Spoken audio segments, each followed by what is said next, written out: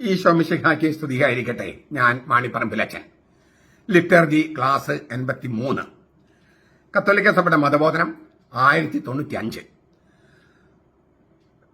ഇക്കാരണത്താൽ സഭ വിശേഷിച്ച് ആഗമന കാലത്തും വലിയ നോമ്പ് കാലത്തും എല്ലാറ്റിനുമുപരിയായി ഉയർപ്പ് തിരുനാളിന്റെ ജാഗരണത്തിലും രക്ഷാചരിത്രത്തിലെ മകൾ സംഭവങ്ങളെ അവരുടെ ആരാധനക്രമത്തിന്റെ ഇന്നിൽ വീണ്ടും വായിക്കുകയും പുനരനുഭവിക്കുകയും ചെയ്യുന്നു. എന്നാൽ സഭയുടെ ആരാധനക്രമം വെളിപ്പെടുത്തുകയും അത് ജീവിക്കാൻ നമ്മെ പ്രാപ്തരാക്കുകയും ചെയ്യുന്നത് പോലെ രക്ഷയുടെ പദ്ധതിയെക്കുറിച്ചുള്ള ഈ ആത്മീയ ബോധത്തിലേക്ക് വിശ്വാസികളെ നയിക്കാൻ മതബോധനത്തിന് കഴിയണമെന്നും ഇത് ആവശ്യപ്പെടുന്നു. ഞാനത് ഇംഗ്ലീഷ് വായിക്കുക. Catechism of the Catholic church 1095. For this reason, the church, especially during Advent and Lent, and above all at the Easter Vigil, rereads and relives the great events of salvation history in the today of her liturgy. But this also demands that catechesis help the faithful to open themselves to the spiritual understanding of the economy of salvation as the church's liturgy reveals it and enables us to live it. നമ്മൾ 1094 ടിപ്പോളജിക്കൽ സൂചക ബോധനൊക്കെ നമ്മൾ പറഞ്ഞ കുറേ ക്ലാസ്സുകൾ നമ്മൾ കണ്ടു കഴിഞ്ഞു. അക്കാരണത്താൽ, അതായത് പഴയ നിയമത്തിലെ സംഭവങ്ങളും പ്രതീകങ്ങളും ആളുകളുമെല്ലാം നിഗൂഢമായി ക്രിസ്തു സംഭവത്തെയാണ് വെളിപ്പെടുത്തുന്നത് എന്ന് ക്രിസ്തുവിൽ നിന്ന് പുറകോട്ട് വായിച്ചാൽ മനസ്സിലാകുമെന്നൊക്കെ നമ്മൾ കഴിഞ്ഞ ക്ലാസ്സിൽ കണ്ടു. ഇക്കാരണത്താൽ ആഗമനകാലം, ലത്തീൻ സഭയുടെ രീതി അനുസരിച്ച് ആഗമനകാലം, പൗരസ്ത്യ സഭകളനുസരിച്ച് മംഗളവാർത്തക്കാലം, ആ സമയത്തും വലിയ നോമ്പിലും പിന്നെ ഉയർപ്പ് തിരുനാളിന്റെ ജാഗരണത്തില്, ഈസ്റ്റർ വിജില്, അപ്പോഴൊക്കെ ഈ പഴയ നിയമത്തിലെ സംഭവങ്ങള് റീലിവ് ചെയ്യുന്നു, പുനർജീവിക്കുന്നു. ഈ ഗ്രേറ്റ് ഇവന്റ്സ് ഓഫ് സാൽവേഷൻ, രക്ഷയുടെ മകൾ സംഭവങ്ങളെ, ആ ചരിത്രത്തിൽ സംഭവിച്ച ആ മഹത്തായ സംഭവങ്ങളെ സഭയുടെ ലിറ്റർജിയുടെ ഇന്നിൽ, ടുഡേ, ലിറ്റർജി സംഭവിക്കുന്ന ഇന്നാണ്, ആ ഇന്നിൽ പുനർജീവിക്കുകയാണ്. അത് പുനരവതരിപ്പിക്കുകയാണ്, പുനരനുഭവിക്കുകയാണ്. അത് മാത്രം പോരാ. ഈ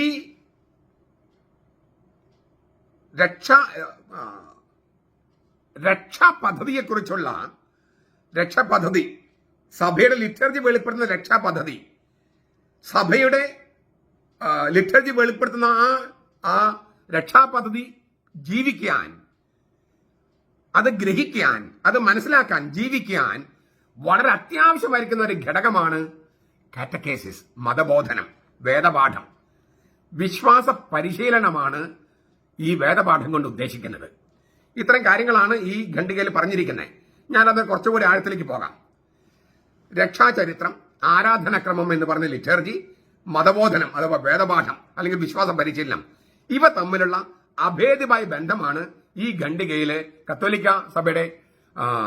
കത്തോലിക്ക തിരുസഭയുടെ മതബോധനം പഠിപ്പിക്കുന്നത്. രക്ഷാചരിത്രവും ആരാധനക്രമം എന്ന ലിറ്റർജിയും വേദപാഠം എന്ന് പറഞ്ഞ മതബോധനം അല്ലെങ്കിൽ വിശ്വാസ പരിശീലനം തമ്മിൽ അഭേദ്യമായ ബന്ധമുണ്ട്. അതാണ് ഈ ഖണ്ഡിക പറയുന്നത്. അപ്പം മതബോധനം അല്ലെങ്കിൽ വേദപാഠം വളരെ പ്രധാനപ്പെട്ടതാണ്. ഇപ്പോഴും നമ്മൾ യാക്കോബായ സഭയിലോ ഓർത്തഡോക്സ് സഭയിലോ മാർത്തോമ സഭയിലോ ഒക്കെ ആളുകളോട് നമ്മുടെ സഭയുടെ ചരിത്രം ചോദിച്ചാൽ അവർക്കറിയാം. നമ്മുടെ സഭയിൽ എത്ര പേർക്ക് അറിയാം? എന്തേ? നമ്മൾ ഇപ്പോഴും വേദപാഠത്തിൽ പഠിപ്പിക്കുന്നത് ഇക്കാര്യങ്ങളല്ല. നമ്മുടെ സഭയുടെ ചരിത്രമോ രക്ഷാചരിത്രമോ ലിറ്റർജിയോ ഇതൊന്നും നമ്മൾ വേദപാഠത്തിൽ പഠിപ്പിക്കുന്നില്ല. അതുകൊണ്ട് തന്നെ എന്ത് സംഭവിക്കുന്നു? ഒന്നും പഠിപ്പിക്കുന്നില്ലെന്നല്ല, പലയിടത്തും പഠിപ്പിക്കുന്നില്ല. ഞാനൊക്കെ പഠിക്കുന്ന കാലത്ത്, വേദപാഠം പഠിക്കുന്ന കാലത്ത് പരിണാമ സിദ്ധാന്തം മറ്റൊക്കെയാണ് പഠിപ്പിച്ചിരുന്നത്. വചനം പഠിപ്പിക്കുന്ന എത്ര വേദപാഠമുണ്ട് നമുക്ക്? കാര്യങ്ങൾ മാറി വരുന്നു, പക്ഷെ വളരെ സ്ലോ സ്പേസ് ആണ്. അത് വളരെ ഫാസ്റ്റ് ആയിട്ട് പോകേണ്ട ചില സംഗതികളുണ്ട്. സഭയിൽ പ്രശ്നങ്ങൾ, പ്രതിസന്ധികൾ രൂപപ്പെടാതിരിക്കണമെങ്കിൽ ആളുകളെല്ലാം നഷ്ടപ്പെട്ട് കഴിഞ്ഞിട്ട് നമ്മൾ ചർച്ച ചെയ്തിട്ട് കാര്യമില്ലല്ലോ. അതിനു മുൻപാണ് ഈ മതബോധനം ഉണ്ടാക്കേണ്ടത്. അപ്പോ മതബോധനം തീരെ ഇല്ലെന്നല്ല ഞാൻ പറയുന്നത്, പക്ഷെ ഈ തരത്തിലുള്ള ആരാധനക്രമത്തെ സംബന്ധിക്കുന്ന, ലിറ്റർജിയെ സംബന്ധിക്കുന്ന മതബോധനം എത്ര സെമിനാരികളിലുണ്ട്? ഈ പാരസൈക്കോളജിയും അബ്നോർമൽ സൈക്കോളജിയും ഒക്കെ നമ്മൾ അവിടെ പഠിപ്പിക്കുന്നു. അതൊക്കെ ഏറ്റവും നിസ്സാരല്ലേ വേണ്ടു? ആരാധനക്രമം അവിടെ പഠിപ്പിക്കുന്നുണ്ടോ ശരിക്കും? കുർബാന ചൊല്ലാനുള്ള ആ ശൈലി തന്നെ അല്ലെങ്കിൽ അതിന്റെ രീതി പഠിപ്പിക്കുന്നുണ്ടോ? കുർബാന എന്താണെന്ന് പഠിപ്പിക്കുന്നുണ്ടോ? വളരെ അപൂർവമായിട്ടാണ്. ചില ലിറ്ററേച്ചർ ക്ലാസ്സുകൾ ഒരു 15 ക്ലാസ് കൊണ്ട് അങ്ങ് അവസാനിച്ചു. ഞാൻ വർഷങ്ങൾ തുടങ്ങിയിട്ടും ഒരു സ്ഥലത്ത് എത്തിയിട്ടില്ല ലിറ്ററേച്ചറിന്റെ ക്ലാസ്. അല്ല, ഇപ്പൊ നമ്മൾ 2-3 വർഷമായില്ലേ ലിറ്ററേച്ചർ ക്ലാസ് തുടങ്ങിയിട്ട്. അപ്പൊ ഈ കത്തോലിക്ക സഭയുടെ മതബോധനത്തിൽ എന്തുമാത്രം കാര്യങ്ങളാണ് ലിറ്ററേച്ചറെ കുറിച്ച് പറഞ്ഞിരിക്കുന്നത്. ഇതൊക്കെ സെമിനാരിൽ പഠിപ്പിക്കേണ്ടതല്ലേ? സെമിനാറിലില്ല, മതബോധനത്തിലില്ല. അപ്പൊ സ്വാഭാവികമായിട്ടും ലിറ്ററേച്ചർ അനുഭവമാകില്ല, രക്ഷാചരിത്രം അനുഭവമാകില്ല. അത് ഭൂതകാല സംഭവങ്ങളുടെ ഒരു പണ്ട് കാലത്തേക്ക് അതൊക്കെ പണ്ട് കഴിഞ്ഞ കാര്യങ്ങൾ എന്ന മട്ടിൽ കിടക്കുകയാണ്. ഇന്നത്തെ ലിറ്ററേച്ചറിൽ അത് അനുഭവിക്കണമെങ്കിൽ ഇത് ഇപ്പോഴേക്ക് കൊണ്ടുവരണം. അപ്പൊ മതബോധനം വളരെ പ്രധാനപ്പെട്ടതാണ്. ഇത്ര മതബോധനം ഉണ്ടായിട്ട് നമ്മുടെ ആളുകൾ ഈ വിശ്വാസത്തിൽ തെറ്റിപ്പോകുന്നു. എന്തേ കാര്യം? ഇത്രയൊക്കെ വേദപാഠം നമ്മൾ പഠിച്ചിട്ടും ജിമ്മിൽ പോകുന്ന ഒരാൾ, ഞാൻ ഇന്നലെ സൂചിപ്പിച്ചതാണ്, ജിമ്മിൽ പോകുന്ന ഒരാൾ അല്ലെങ്കിൽ നമ്മുടെ വീട്ടിൽ പണിക്ക് വരുന്ന ഒരാൾ പറയുമ്പോൾ അവരുടെ വിശ്വാസത്തിലേക്ക്, ആ മതത്തിന്റെ വിശ്വാസത്തിലേക്ക് പെട്ടെന്ന് നമ്മൾ ആകർഷിക്കപ്പെടുകയാണ്. നമ്മുടെ വിശ്വാസം അവരോട് എന്താ പറയാൻ പറ്റാത്തത്? അവരുടെ വിശ്വാസം നമ്മളോട് പറയുമ്പോൾ അങ്ങനെയല്ല ഇങ്ങനെയാണെന്ന് പറയാൻ നമുക്ക് എന്തുകൊണ്ട് പറ്റുന്നില്ല? ഇത് വളരെ ഗൗരവത്തോടെ ചിന്തിക്കണം നമ്മൾ. ഞങ്ങളുടെ വിശ്വാസം അങ്ങനെയല്ല, നിങ്ങൾ പറയുന്ന പോലെ അല്ല ഞങ്ങളുടെ വിശ്വാസം എന്ന് എന്തുകൊണ്ട് നമുക്ക് പറയാൻ പറ്റുന്നില്ല? അതാണ് പ്രശ്നം, അതാണ് യഥാർത്ഥ പ്രശ്നം. അപ്പോൾ എന്താണ് നമുക്ക് ലിറ്ററേച്ചർ എന്ന് നോക്കുക. ആദ്യം ലിറ്ററേച്ചർ എന്ന് പറഞ്ഞാൽ ഈ അരങ്ങില് സ്റ്റേജിൽ അവതരിപ്പിക്കുന്ന ഒരു നാടകം, അതുപോലത്തെ ഒരു പുനരാവിഷ്കരണമല്ല.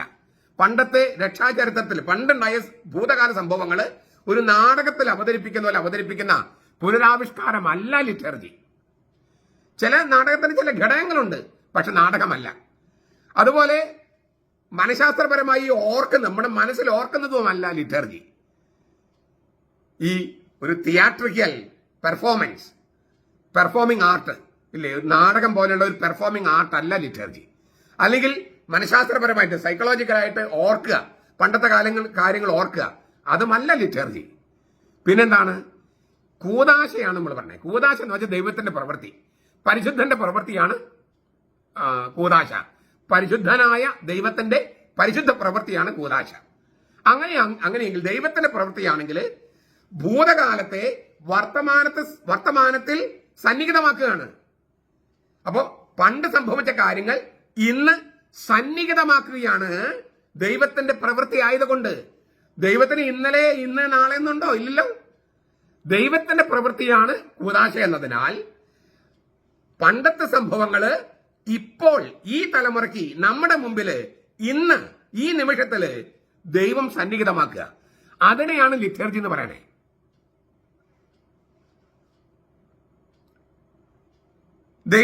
ഒരു ഉദാഹരണം പറയും. ദൈവം മനുഷ്യ സംഭവം ഓർക്കാണ് ക്രിസ്മസിന്. ആ ക്രിസ്മസിന് അന്ന് സഭ ലിറ്ററേച്ചർ ആഘോഷിക്കുമ്പോൾ മനുഷ്യാവതാരത്തിലൂടെ മനുഷ്യവംശത്തിന് നൽകപ്പെട്ട കൃപ, ദൈവത്തെ തൊടാൻ, കാണാൻ, ആ കൃപ, ആ സ്പർശനത്തിലൂടെ സൗഖ്യം പ്രാപിക്കാൻ, ആ സ്പർശനത്തിലൂടെ രക്ഷ പ്രാപിക്കാൻ, ആ കൃപ ഇന്ന് വർത്തമാനത്തിൽ ജീവിക്കുന്നവർക്ക് നൽകപ്പെടുകയാണ്, ചൊരിയപ്പെടുകയാണ്. അപ്പോൾ ഭൂതം, പഴയ ചരിത്രം എന്നൊന്നില്ല ലിറ്ററേച്ചറിൽ. ലിറ്ററേച്ചറിലെല്ലാം ഇന്നാണ്, ഇപ്പോഴാണ്. കാരണം അത് ദൈവത്തിന്റെ പ്രവൃത്തിയാണ്. ലിറ്ററേച്ചറിയുടെ ഇന്ന്, അത് വളരെ പ്രധാനപ്പെട്ട ഒരു വാക്കാണ്. ഭൂതകാലത്തെ ചരിത്ര സംഭവങ്ങൾ, പുറപ്പാടാകട്ടെ, കർത്താവിന്റെ തിരുവുത്ഥാനമാകട്ടെ, ആ ചരിത്ര സംഭവങ്ങൾ വെറുതെ അങ്ങ് നമ്മൾ ഓർക്കുകയല്ല. ആ ചരിത്ര സംഭവങ്ങളിലൂടെ ദൈവം നമുക്ക് മനുഷ്യർക്ക് നൽകിയ കൃപയും രക്ഷയും ദൈവത്തിന്റെ പ്രവൃത്തിയായ ലിറ്റർജിക്കൽ പ്രവൃത്തിയിലൂടെ പുനരാവിഷ്കരിക്കപ്പെടുകയും സജീവമാക്കപ്പെടുകയും സന്നിഹിതമാക്കപ്പെടുകയും അതിലെ നമ്മെ ഉൾച്ചേർക്കുകയും ചെയ്യുന്നു. അങ്ങനെ ഉൾച്ചേർക്കപ്പെടുമ്പോൾ ആ കൃപ, രക്ഷയുടെ കൃപ, രക്ഷിക്കുന്ന കൃപ, അത് നമ്മിലേക്ക് ചൊരിയപ്പെടുന്നു. അന്ന് ദൈവം മനുഷ്യനായി ഭൂമിയിൽ വസിച്ചപ്പോൾ ആ എന്തെല്ലാം സംഭവങ്ങൾ നടന്നുവോ അതിലേക്കൊക്കെ നമുക്ക് ഇപ്പോൾ പ്രവേശിക്കാൻ കഴിയുന്നു. അത് ലിറ്ററേച്ചറിലൂടെ മാത്രമേ കഴിയൂ, ലിറ്ററേച്ചറിലൂടെ മാത്രമേ കഴിയൂ. അല്ലെങ്കിൽ പെന്തക്കോസ്തക്കാരും യഹോവ സാക്ഷികളും ദൈവസഭക്കാരും പറയുന്ന പോലെ വിശ്വാസം വെറും ഭാവന മാത്രമായിട്ട് നിൽക്കും. വിശ്വാസം മാംസം ധരിക്കുന്നത് ലിറ്ററേച്ചറിലാണ്. വിശ്വാസം ഭാവനയായി നിൽക്കാതെ, വെറും മനസ്സിൽ നിൽക്കാതെ, എല്ലാവരും വിശ്വാസമല്ലേ, അങ്ങനത്തെ വിശ്വാസമല്ല ക്രൈസ്തവ വിശ്വാസം. ആ വിശ്വാസം ഇപ്പോൾ മാംസം ധരിക്കുന്നത് ലിറ്റർജിയിലാണ്. വിശ്വാസത്തെ കാണാൻ കഴിയില്ലല്ലോ, ലിറ്റർജി കാണാൻ പറ്റും. നമ്മൾ എന്ത് വിശ്വസിക്കുന്നുവോ അത് സജീവമായി സന്നിഹിതമാക്കപ്പെടുകയാണ് ലിറ്റർജിയിൽ. അത് ദൈവത്തിന്റെ പ്രവൃത്തിയായതുകൊണ്ടാണ് നടക്കുന്നത്. ആണ്ടുവട്ടത്തില് എല്ലാ ദിവസവും നമ്മളിത് ചെയ്യുന്നു, പലപ്പോഴും ചെയ്യുന്നു. എന്നാൽ മംഗളവാർത്ത അല്ലെങ്കിൽ ആഗമനകാലം, വലിയ നോമ്പ്, തിരുവുത്ഥാനം, ഈ ഉയർപ്പ് തിരുനാള്, ആ സമയത്തൊക്കെ പെസഹ കാലത്ത് രക്ഷാചരിത്രത്തിലെ ഈ നിർണായക ഘടകങ്ങള്, രക്ഷാചരിത്രത്തിലെ ഈ ചരിത്ര സംഭവങ്ങള് കൂടുതൽ സജീവമായി ആവിഷ്കരിക്കപ്പെടുകയാണ്. കാരണം ഈ തിരുനാളുകൾക്ക് തന്നെ ദൈവശാസ്ത്രം ബൈബിളിൽ പറഞ്ഞിട്ടുണ്ട്. ഈശോ മിശിഹാ യോഹന്നാന്റെ സുവിശേഷത്തില് യഹൂദരുടെ ഓരോ തിരുനാളുമായിട്ട് ബന്ധപ്പെട്ടാണ് ജെറൂസലമിൽ പോകുന്നതും ആ തിരുനാളിനെ പുതിയ തരത്തിൽ ആവിഷ്കരിക്കുന്നതും. കൂടാര തിരുനാളിലും സമർപ്പണ തിരുനാളിലും ഒക്കെ കർത്താവ് പെസഹ കാലത്തൊക്കെ കർത്താവ് പോയിട്ട് അതിന് ആ തിരുനാളുകൾക്ക് പുതിയ അർത്ഥം കൊടുക്കുകയാണ്. ഒരു തിരുനാളിനും കർത്താവ് ഖണ്ഡിച്ചിട്ടില്ല, നിരാകരിച്ചിട്ടില്ല, തള്ളിക്കളഞ്ഞിട്ടില്ല, റദ്ദാക്കിയിട്ടില്ല. പക്ഷേ പഴയ നിയമത്തിൽ അതിനുണ്ടാകുന്ന അർത്ഥങ്ങൾക്ക് ആ അർത്ഥത്തെ പൂർത്തിയാക്കിക്കൊണ്ട് പുതിയൊരു അർത്ഥം കൂടി കൊടുക്കുകയാണ് ചെയ്യുന്നത്. പഴയതിനെ റദ്ദാക്കാതെ പുതിയ അർത്ഥം കൊടുക്കുകയാണ് കർത്താവ് ചെയ്തത്. അതുകൊണ്ട് നമ്മൾ തിരുനാൾ ആഘോഷിക്കുന്നത്. എന്നിട്ട് ഇത്രയാണ് നമ്മൾ ലിറ്റർജി എന്ന് പറയണേ. എന്നിട്ട് പറയാണ്, സഭ പഠിപ്പിക്കുകയാണ്, ഈ സംഗതി യഥാർത്ഥത്തിൽ അനുഭവവേദ്യമാകണമെങ്കിൽ വിശ്വാസ പരിശീലനം എന്ന മതബോധനം അഥവാ വേദപാഠം കാര്യക്ഷമമാക്കണം. ചരിത്രത്തിലെ ചില കഥകളോ സംഭവങ്ങളോ പഠിപ്പിക്കുന്നതല്ല മതബോധനം. സ്കൂളിൽ പഠിപ്പിക്കുന്ന പോലെ ഒരു പഠിപ്പിക്കലല്ല മതബോധനം. ആരാധനക്രമത്തിലെ ആചാരങ്ങളിലൂടെയും പ്രവൃത്തികളിലൂടെയും ആ ചരിത്ര സംഭവങ്ങൾ ആവിഷ്കരിക്കപ്പെടുമ്പോൾ ആ സംഭവത്തിന് ഉള്ളിലൂടെ കടന്നു പോകാൻ ജനങ്ങളെ, വിശ്വാസികളെ സഹായിക്കുന്നതാണ് മതബോധനം. ഞാൻ ഒന്നുകൂടി പറയാം. ആരാധനക്രമത്തില് ആചാരങ്ങളിലൂടെയും അനുഷ്ഠാനങ്ങളിലൂടെയും പ്രവൃത്തികളിലൂടെയും ഭൂതകാല ചരിത്ര സംഭവങ്ങൾ പുനരാവിഷ്കരിക്കപ്പെടുമ്പോൾ അതിനുള്ളിലൂടെ കടന്നുപോയി അതിൽ സജീവ കഥാപാത്രമായി മാറാൻ, അങ്ങനെ അന്ന് ആ ചരിത്ര സംഭവത്തിൽ ചൊരിയപ്പെട്ട കൃപ ഇന്ന് നമുക്ക് ലഭിക്കാൻ കഴിയുന്ന തരത്തിൽ വിശ്വാസികളെ പാകപ്പെടുത്തുകയാണ് മതബോധനം അല്ലെങ്കിൽ വേദപാഠം, വിശ്വാസ പരിശീലനം എന്നതുകൊണ്ടൊക്കെ അർത്ഥമാക്കുന്നത്. അതൊരു ആധ്യാത്മിക തപസ്യയും അനുഭവമായിട്ട് രൂപാന്തരപ്പെടണം, പഠിപ്പിക്കലല്ലത്. അന്യം നിന്ന് പോയ ഒരു സമയപ്പട്ടികയാൽ നിയന്ത്രിക്കപ്പെടുന്ന സംഗതിയല്ല രക്ഷാചരിത്രം. നമുക്കങ്ങനെ തോന്നലുണ്ട്, രക്ഷാചരിത്രം എന്ന് പറഞ്ഞാൽ ഭൂതകാല ചരിത്രം. അങ്ങനെയല്ല ബൈബിള് അതിനെ വീക്ഷിക്കുന്നതും. ബൈബിള് ദൈവത്തിന്റെ പ്രവൃത്തിയാണ് ബൈബിൾ എഴുതി വെച്ചിരിക്കുന്നത്, അല്ലാതെ മനുഷ്യന്റെ പ്രവൃത്തികളല്ല. തീർച്ചയായിട്ടും മനുഷ്യന്റെ പ്രവൃത്തികളിലൂടെയാണ് ദൈവത്തിന്റെ പ്രവൃത്തി വെളിപ്പെട്ടിരിക്കുന്നത്. പ്രപഞ്ച സൃഷ്ടി മുതൽ പെന്തക്കോസ്ത് വരെയുള്ള രക്ഷാചരിത്രത്തിലെ ഓരോ സംഭവം ഇന്നും പ്രസക്തമാണ്. ദൈവം മനുഷ്യന്റെ ചരിത്രത്തിൽ ഇടപെട്ടു. അതാണ് പുറപ്പാട്, തിരുവുത്താനം, പെന്തക്കോസ്ത് ഒക്കെ. പക്ഷെ ആ സംഭവങ്ങൾ പണ്ടെങ്ങോ കഴിഞ്ഞുപോയ സംഭവമാണോ? അല്ലല്ലോ. അവയ്ക്ക് ശാശ്വത സ്വഭാവമില്ലേ? എന്തുകൊണ്ട്? നിത്യനായ ദൈവമാണ് മനുഷ്യന്റെ ചരിത്രത്തിൽ ഇടപെട്ടത്. എന്നും നിലനിൽക്കുന്ന ദൈവം, സജീവനായ ദൈവം, ജീവനുള്ള ദൈവം, ജീവിക്കുന്ന ദൈവം. അപ്പൊ ജീവിക്കുന്ന ദൈവമാണ് ഇടപെട്ടത് എന്നതുകൊണ്ട് ഇന്നും അത് പ്രസക്തമാണ്, എന്നും പ്രസക്തമാണ്. പരിശുദ്ധാത്മാവിന്റെ കൃപയാൽ സമയം, കാലം എന്നീ പരിമിതികളെ മറികടക്കുകയാണ് സഭയുടെ ലിറ്റർജിയില്. അതുകൊണ്ടാണ് നമ്മളിപ്പോ ലിറ്റർജിയില് ഈ വീഞ്ഞ് കാസയിൽ ഒഴിക്കുമ്പോൾ അച്ഛൻ പ്രാർത്ഥിക്കുന്ന എങ്ങനെയാണ്? നമ്മുടെ കർത്താവ് ഈശോ മിശിഹാ തിരുരക്തം കൊണ്ട് ഈ കാസ റൂഷ്മ ചെയ്യപ്പെടുന്നു. തിരുരക്തം ആയിട്ടില്ല, അവൻ പോണേ ഉള്ളൂ. അപ്പൊ എങ്ങനെ തിരുരക്തം എന്ന് പറയാം? വീഞ്ഞല്ലേ ആയിട്ടുള്ളെന്ന് ചോദിക്കും. ഈ സമയം, കാലം, പിന്നെ ദേശം, ഈ പരിമിതികളൊക്കെ മറികടക്കുകയാണ് ലിറ്റർജിയില്. കാരണം ദൈവത്തിന്റെ പ്രവൃത്തി നടക്കുന്നത്. അവന് ഇന്നലെയും ഇന്നും നാളെയൊക്കെ ഒരുപോലെയാണ്.